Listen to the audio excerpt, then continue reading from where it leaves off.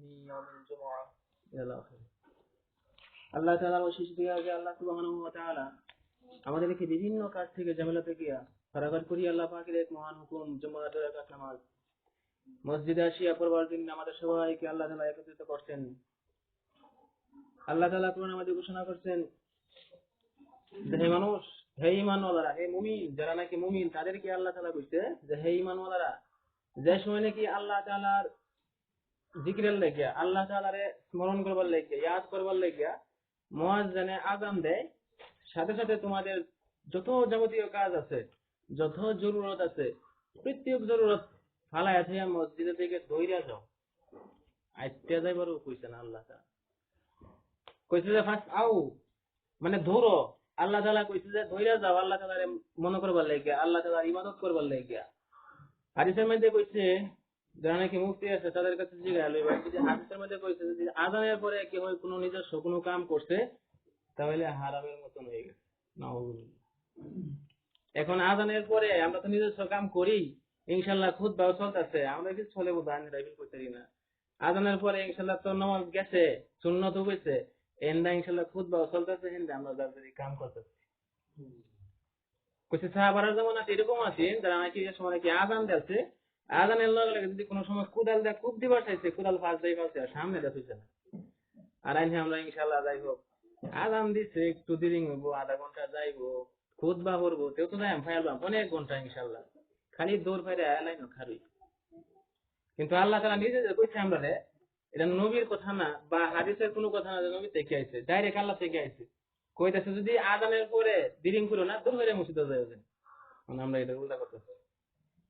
ভাই আমরা দুনিয়া থেকে অথানি অগ্রসর হইছি যে দুনিয়ার যত বস্তু আমরা চক্ষু বাসতেছে, আখিরাতে যে একটা রয়ে গেছে, এটা আইন আমার চক্ষু বাসবো না, খেলে গিয়া এই জায়গা থেকে ল্যাংরা মাস্টার লাগিয়ে আইছে, ইনশাল্লাহ মরা পর্যন্ত লেগে থাকবো।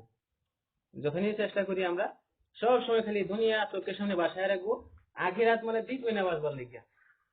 এর লেগে কইতেছে যে মারা যাওয়ার পরে প্রত্যেকেই বা মরবার মুহূর্ত যে সময় কি মানুষের মরবো, অন্তিম সময়ের মধ্যেও হ্যাঁ সব সময় সব বস্তুই বুঝে আলবো যে আমার আগে কি হইব, পরে কি হইব, কি করছি, কথা নিয়ে আল্লাহ আমার লাগে ব্যবহার করবো, ইনশাল্লাহ সেই সময় বুঝে আইব।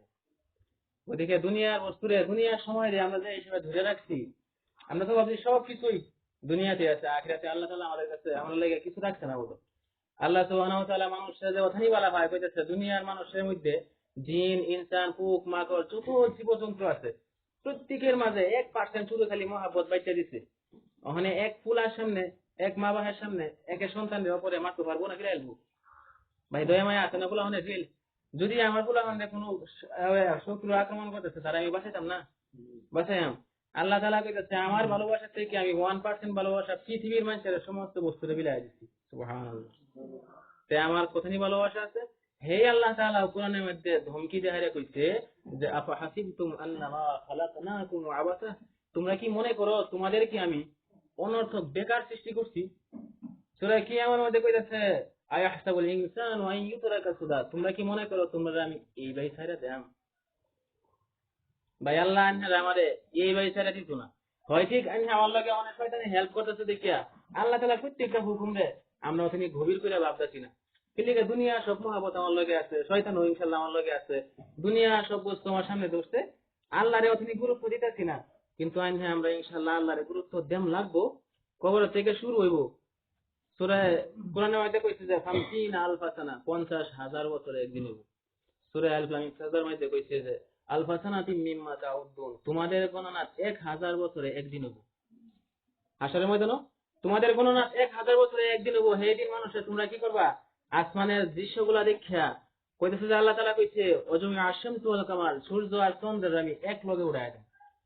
রাতের 8টার সময় যদি সূর্য উঠতে পারে ভাই আমরা ভালো লাগবো না? আছে কিরু মাসুরিত লাগবো? আছে বুঝলি না তো উদাহরণের আমরা বসে না আসলে লাগবো না? রাতের 8টা দিয়ে সূর্য উড়ায় দেয় আল্লাহ তাআলা, সূর্য আর চন্দ্র একত্রিত হয়ে যায়, বলে আমরা তুমি কিরম লাগবো? কইতাছে এই সময় মানুষের যে চিন্তার সুরে, টেনশনের সুরে নিজের আঙ্গুল চাবানি শুরু করবো, নিজের হাত চাবায় খেলবো, তো উঠে হইতো না। মানুষে কান্দা শুরু করবো, কান্দার পরে যে চোখের পানি, সমস্ত শরীরের পানি যে চোখকে দেয় বাহিরে, লাস্টে এক ফুটা পানি নাই, লাস্টে চোখকে দেয় রক্ত আইব।